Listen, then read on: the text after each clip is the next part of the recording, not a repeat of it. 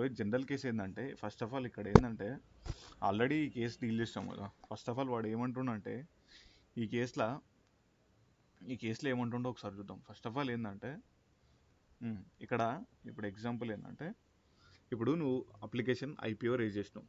IPO raise చేస్తే IPO అనేది factory గురించి రేజ్ చేసినావు. ఐపీఓ అనేది ఫ్యాక్టరీ గురించి రేజ్ చేసినావు. ఫ్యాక్టరీ గురించి రేజ్ చేస్తే ఏమైందంటే ఏదైతే ఐపీఓ మనీ వచ్చిందో ఐపీఓ మనీని నువ్వు ఒక సపరేట్ బ్యాంక్ అకౌంట్లో పెట్టాలి.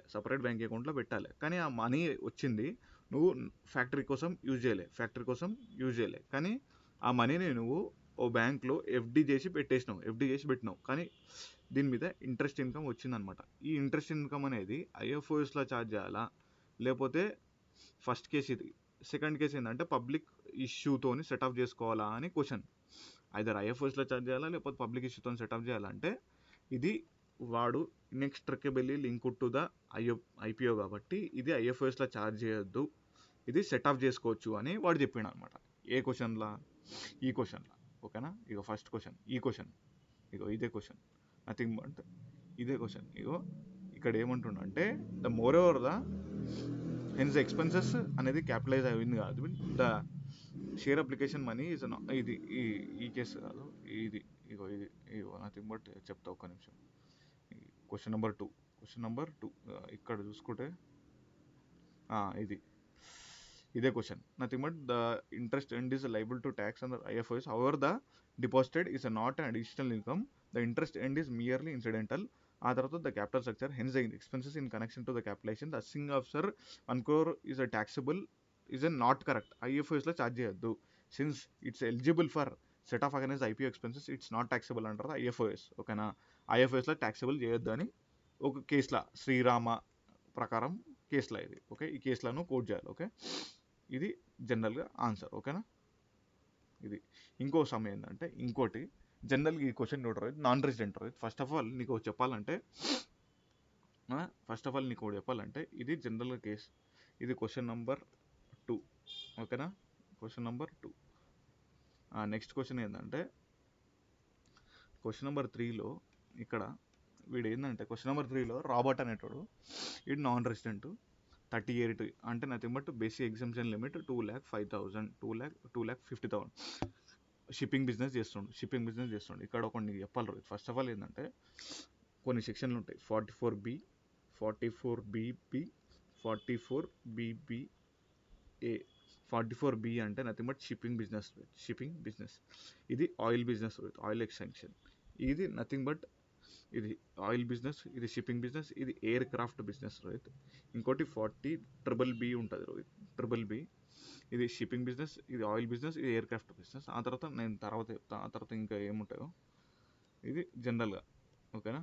ఇక్కడ ఏంటంటే మిస్టర్ నాన్ రెసిడెంట్ ఉన్నాడు, షిప్పింగ్ బిజినెస్ చేస్తుండు. జనరల్గా ఏంటంటే ఏదైతే నాన్ రెసిడెంట్ ఉందో వీడి ప్రిజంప్టివ్ కింద 44B కింద వీడి ట్యాక్స్ ఎంత పేయాలి అంటే total income earned in India అంటే రిసీవ్డ్ ఇక్కడ ఏంటంటే 44B ప్రకారం ఏంటంటే received or due in India. ఇండియాలో కానీ ఇన్ ఇండియా అని కనిపించిందంటే an income 7.5% of income should be taxable in India. Due అంటే ఇప్పుడు ఎగ్జాంపుల్ ఏదైతే బిజినెస్ అనేది ఇండియాలో ఉంది, బిజినెస్ ఇన్ ఇండియా. ఆ తర్వాత money received in India, business in India, money received in India అయితే ట్యాక్సబుల్. ఓకేనా? రెండే కేసెస్. ఓకేనా? బిజినెస్ ఇన్ ఇండియా ఇక్కడ ఏంటంటే ఇది టోటల్ ఇన్కమ్ ఆఫ్ ద ఈ టోటల్ ఇన్కమ్ చెప్పంటుండు. Okay, received in India taxable. ఇక్కడ ఫ్రమ్ చెన్నై ఎక్కడ బిజినెస్ ట్యాక్సబుల్. ఎక్స్పెన్సెస్ ఇంకర్డ్ అయితే ఎక్స్పెన్సెస్ 44AD అదే 44Bలో ఎక్స్పెన్సెస్ అలౌ చేస్తామంటే no expenses allowed. Expenses incurred for the okay. ఇక్కడ చూసుకుంటే విన్నింగ్. ఇక్కడ ఏంటంటే దీనికి బేసిక్ ఎగ్జామ్షన్ లిమిట్ ఉండదు, డైరెక్ట్ 30% ట్యాక్స్ రేట్. ఇక్కడ నువ్వు చూసుకుంటే provide 44B provides business and is engaged in the shipping business 75% of aggregate income payable either or not in India. అయితే ఇక్కడ చూసుకుంటే carriage of okay life stock ఇదంతా చూసుకుంటే 200 taxable, ఇది 200 ట్యాక్సబుల్. ఆ తర్వాత 50 ట్యాక్సబుల్. Okay, 50 taxable. 65 కూడా ట్యాక్సిబుల్, ఓకేనా. 250 ఓకే. ఆ తర్వాత నెక్స్ట్ ఏంటంటే ఇవన్నీ కలిపితే 315 రోజు. ఆ తర్వాత దీని 315లో నువ్వు క్యాలిక్యులేటర్ తీసుకున్నావు అనుకో, క్యాలిక్యులేటర్ తీసుకొని 3,50,000 3 ఇంటూ 1,00,000 చేసి ఇంటూ 7.5 కొడితే ఇదే వస్తుంది. 7.55 ఇంటూ ఇది చేస్తే ఇంత వచ్చింది. ఆ తర్వాత విన్నింగ్ అనేది దీని మీద నో ఎక్స్పెండిచర్ 25 lakh వచ్చింది. ఇప్పుడు దీన్ని నువ్వు బేసిక్ ఎగ్జామ్షన్ లిమిట్ ఎన్ఆర్ కాబట్టి 38 years ఓల్డ్ కాబట్టి ఇంపార్టెంట్ ప్రొవిజన్ 38 years ఓల్డ్ కాబట్టి బేసిక్, ఓకేనా. అయితే ఇక్కడ ఏంటంటే వీళ్ళు టీడీఎస్ డిడక్ట్ చేయలేదన్నమాట, ట్యాక్స్ డిడక్టెడ్ సోర్స్. ఇక్కడ ఏంటంటే నువ్వు కూడా అబ్జర్వ్ చేయాల్సింది ఏంటంటే first of all winning from resources 32 lakhs అంటే నాన్ రెసిడెంట్. అయితే winning from resources in India ప్రకారం ఏంటంటే వీడు tax deducted minus tax liability, tax ఇంక కట్ అయి ఉండొచ్చు కదా టీడీఎస్. ఇప్పుడు ఎంత 25 lakhs 30% కదా, 30% ప్లస్ 5% 4% సర్చార్జ్, 30 ప్లస్ 4% సర్చార్జ్ అంటే 31.2, 30 ప్లస్ 4% సర్చార్జ్ 31.2. ఈ టీడీఎస్ 25 lakhs ఇంటూ 31.2% వేసినామంటే 7,50,000 ఈ ట్యాక్స్ లైబిలిటీ, ఓకేనా. ఇక్కడ జనరల్గా ఓకే. అయితే tax payable further reduced by, okay ఇది జనరల్గా ట్యాక్స్, ఓకే. ఇది క్వశ్చన్. ఇంకో క్వశ్చన్ నెక్స్ట్ ఏంటంటే ఈ క్వశ్చన్ ఇది లాస్ట్కి పెండింగ్ ఇది పెండింగ్ పెడదాం లాస్ట్. నెక్స్ట్ క్వశ్చన్ చెప్తా. నెక్స్ట్ క్వశ్చన్ ఇది ఏం లేదు రోయ్. ఫస్ట్ ఆఫ్ ఆల్ ఏంటంటే ఏఎస్ ప్రకారం ఏంది, ఐసిడిఎస్ ప్రకారం ఏంది. ఏఎస్ ప్రకారం ఏంటంటే నేను ఇండివిజువల్ అసెట్ బేసిస్లో వెళ్ళొచ్చు, లేకపోతే కేటగిరీ వైజ్ వెళ్ళొచ్చు. ఇండివిజువల్ వైజ్ వెళ్ళొచ్చు. ఇండివిజువల్ అంటే ఇట్లా ఇండివిజువల్ అట్లా, లేకపోతే ఐదర్ ఈ టోటల్ తీసుకోవచ్చు, ఈ టోటల్ సబ్ టోటల్ వైజ్ వెళ్ళాలా, లేకపోతే ఇండివిజువల్ వైజ్ వెళ్ళాలా అని ఏఎస్ చెప్తుంది. ఏఎస్ ఏం చెప్తుంది అంటే కాస్ట్ కానీ ఇక్కడ మాట్లాడుకుంటే క్వశ్చన్ నెంబర్ 5 ఏం చెప్తుంది అంటే ఏఎస్ 13 ప్రకారం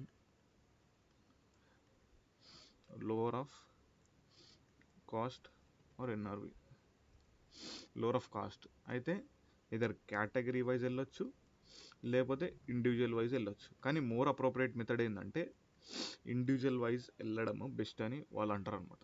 కాస్ట్ ఆర్ ఎన్ఆర్వి, ఓకేనా. ఇండివిజువల్ వైజ్ వెళ్ళండి, కాస్ట్ ఆర్ ఎన్ఆర్వి వెళ్ళండి అని, ఓకే. అయితే ఐసిడిఎస్ 8 ప్రకారం ఏంటంటే lower of cost or NRV కానీ కేటగిరీ వైజ్ వెళ్ళాలి, ఇండివిజువల్ వైజ్ వెళ్ళొద్దు. ఏదైతే ప్రాఫిట్ ఇంక్రీజ్ అవుతుందో అది టోటల్ ఇన్కమ్కి యాడ్ చేసుకోవాలి, అంతే. దీంట్లో ఇంకా ఏం లేదు, ఇంకా అంతే ఈ క్వశ్చన్, ఓకేనా. ఓకే, ఇక్కడ నెక్స్ట్ ఈ question very very important. First of all నువ్వు ప్రొవిజన్ ఏంది, అనాలిసిస్ ఏంది, కన్క్లూజన్ ఏంది అనేది మెయిన్గా ఏంటంటే ఇక్కడ నువ్వు ఏం అబ్జర్వ్ చేయాలంటే ఇది అనిల్ ఫుడ్ అనమాట. Engage in the manufacturing selling of the food. అయితే ఇది ట్రాన్స్పోర్టర్ అనమాట. Is engaged in transporting of the products to carry to various distribution. అయితే ఇక్కడ ఏంటంటే పేమెంట్ అయితే వీటి ట్రాన్స్పోర్ట్ తీసుకున్నారు, payment to the two transport or the freight అంటే ట్యాక్స్ డిడక్ట్ చేయలేదన్నమాట. In the course of the assessment assessing officer ఏం చేసిండు అంటే 30% డిజలవ్ చేసిండు, failure to deduct the TDS. అయితే వీడేమంటుండే ఏమంటుండే అంటే ఈ payable is not payable at the end of the financial year, actually paid during the previous year అని అంటుండు. అయితే వీడు కరెక్టా కాదా అని మనం డిసైడ్ చేయాలి, ఎగ్జామిన్ ద కరెక్ట్నెస్, వీడు చెప్పింది కరెక్టా కాదా అని. ఇక్కడ ఏంటంటే క్వశ్చన్ నెంబర్ 6 ఏమంటుందంటే టీడీఎస్ అనేది అస్సీ ఏమంటుండు అంటే టీడీఎస్ అనేది నేను ఇయర్ ఎండ్ పేబుల్ ఉంది అని అంటుండు. అయితే అస్సింగ్ ఆఫీసర్ ఏమంటుండంటే నేను పేయబుల్ ఉంది కదా, నేను పే చేయంటుండు. అయితే టీడీఎస్ ఏమంటుందంటే జనరల్గా టీడీఎస్ ప్రొవిజన్ ఏమంటుందంటే 40A(1) ఏమంటుందంటే in the case of cash basis అయితే ఒక క్యాష్ బేసిస్ ఒకటి, అదే నథింగ్ బట్ అక్రూవల్ బేసిస్ ఒకటి. క్యాష్ బేసిస్ అయితే ఎప్పుడైతే పేమెంట్ చేస్తావో పేమెంట్ బేసిస్ మీద టీడీఎస్ డిడక్ట్ చేయాలి. ఎప్పుడైతే నువ్వు లైబిలిటీ క్రియేట్ చేస్తావో అప్పుడు బేసిస్ మీద టీడీఎస్ డిడక్ట్ చేయాలి. ఇది జనరల్గా సమ్మరీ. ఇక్కడ చూసుకుంటే నువ్వు సమ్మరీలో చూసుకుంటే ఇష్యూ అండర్ కన్సిడరేషన్ అది ఇయర్ ఎండా కాదా అని చూసుకుంటే నాన్ డిడక్షన్ అనేది 30% డిసలవెన్స్ ఈ పాయింట్ రావాలి. ఆ తర్వాత నెక్స్ట్ ఏంటంటే ద లైబిలిటీ ఇక్కడ చూసుకుంటే the moment created. In the case of the mercantile system అయితే క్రెడిటెడ్ టు ద ఎప్పుడైతే లైబిలిటీ చేస్తావో అప్పుడు. In the case of cash అయితే ఎప్పుడైతే పేమెంట్ చేస్తావో అప్పుడు. ఇక్కడ ఏంటంటే depending upon the assessee in the contention is not correct. అదే అయితే హెన్స్ సేమ్ ఏంటంటే the contention, the provision of will not be attracted in this case is not payable at the end of actually paid during the year అనేది correct కాదు. ఓకేనా, 30% disallowance చేయాల్సిందే. Next ఏంటంటే ఇది goodwill case. First of all ఏం చేస్తుంది అంటే ఇక్కడ నీకు సమ్మరీ చెప్తాను. ఓకే, నెక్స్ట్ క్వశ్చన్ నెంబర్ 6లో బి లిమిటెడ్ ఉంది, ఏ లిమిటెడ్ ఉంది. బి లిమిటెడ్ ఏ లిమిటెడ్ని అక్వైర్ చేసింది. 200 రూపీస్ గుడ్ విల్ ఇచ్చింది అనమాట. గుడ్ విల్ ఇస్తే ఏ లిమిటెడ్ వాడు ఏమంటాడు అంటే ఈ గుడ్ విల్ మీద నేను డిప్రిషియేషన్ క్లెయిమ్ చేస్తా అంటాడు. అయితే ఇది కరెక్టా కాదా అంటే ఇంటెంజిబుల్ అసెట్ డెఫినేషన్ కింద గుడ్ విల్ రాదు అని ఏ అంటాడు, డిజాల్వ్ చేసేస్తాడు. అది కరెక్టా కాదా అని వీడు అడుగుతాడు అంతే. జస్ట్ ఓకే చూసుకో. ఇగో first of all B limited is amalgamated into A limited, scheme of amalgamation duly approved, A limited paid excess. Okay, excess consideration whether the extra is treated as a keeping the view assessing officer disallowed is contention కరెక్టా కాదా అంటే first of all చూసుకోవాలి. First of all issue రాయాలి, నువ్వు provision రాయాలి. Issue provision analysis conclusion, issue provision analysis conclusion, IPAC. Issue provision analysis conclusion. Issue ఏంది, nothing but goodwill మీద depreciation రాదు. ఆ తర్వాత ఇంటెంజిబుల్ అసెట్స్లోకి వెళ్ళిపోయింది. నెక్స్ట్ గుడ్ విల్ అనేది it is not asset from the finance act 2021 వెళ్ళి not an asset. Okay, in the present case the assessing officer disallowing the depreciation goodwill is not asset is correct. Okay, అయితే next ఏంటంటే issue involved. The issue అనేది whether the interest income. Okay, issue అనేది okay ఇక్కడ provision issue అయిపోయింది, provision అయిపోయింది, analysis అయిపోయింది, conclusion అయిపోయింది. Conclusion ఏంటంటే in the present case assessing officer disallowing is correct. Okay, ఇది జనరల్గా. ఓకే, నెక్స్ట్ క్వశ్చన్ ఏంటంటే బీఎస్సీ అనేది ఇక్కడ ఇది important. BSL formed a manufacturing steel. It started a setting up of the steel plant in Odisha and estimated the completion of the construction 2 years. And the SSC application for term loan sanctioned. Okay, term loan sanction అయింది. 30% of sanction was disbursed. Loan వచ్చేసింది. First of all loan వచ్చేసింది, 30% disbursed అయిపోయింది. అయితే disburse అయిపోయింది, part of the loan is not immediately required. అంటే amount అవసరం లేదు. The unspent amount was kept in the short term deposit in the company received invest. అదే 10 lakhs వచ్చింది. ఏదైతే వచ్చిందో the company is not included the such interest in the total income of the grounds that interest is a capital. Okay, is not reduce from the to be reduce from the interest paid during the construction and net interest to be allowed on the various assets. అయితే అస్సింగ్ officer ఏమంటున్నా అంటే ఇది including total income IFRS కింద charge చేస్తాం అని అంటారు. అయితే the issue under consideration the interest income is it made unspent disburse. అంటే వెదర్ ద క్యాపిటల్ రిసీడా it should reduce from the construction taxable అనేది క్వశ్చన్. ఇక్కడ కేసు ఏంటంటే వాడు లోన్ వచ్చింది, పార్ట్ లోన్ వచ్చింది. ఆ పార్ట్ లోన్ని వాడు ఇప్పుడు అవసరం లేదు లోను. అయితే వాడు ఇంట్రెస్ట్లో డిపాజిట్ చేసిండు. Interest end is clearly that income unless it is a exemption under the provisions like section 10 is taxable. The fact of the case is nothing but source of income was borrowed money does not detract from any the character of the receipt, and interest payable borrowed for the business prior to the commencement of such business is capitalized. Okay, interest payable for prior to the commencement of business is capitalized. Such interest cannot be adjusted against the interest receivable on the surplus. Hence